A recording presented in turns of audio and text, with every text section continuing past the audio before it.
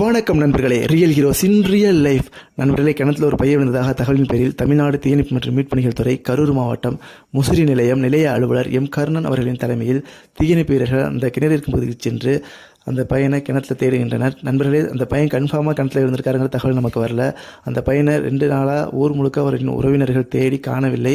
அந்த பையனோட உபயோகப்படுத்தப்பட்ட சில பொருட்கள் மற்றும் அவரோட செருப்பு அந்த கிணற்றின் ஓரமாக கிடைக்கின்ற சந்தேகத்தின் பேரில் தான் தீயணைப்பு வீரர்கள் அந்த கிணத்துல அந்த பையனை தேடுகின்றனர்.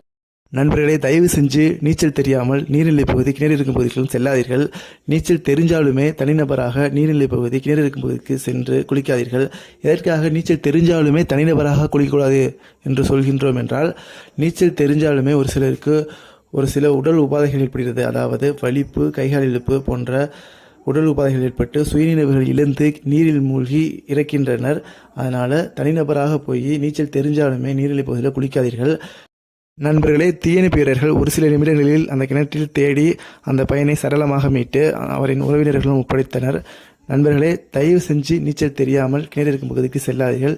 நீச்சல் தெரிஞ்சாலுமே தனிநபராக நீர்நிலை பகுதி கிணறு இருக்கும் பகுதிக்கு செல்லாதீர்கள்.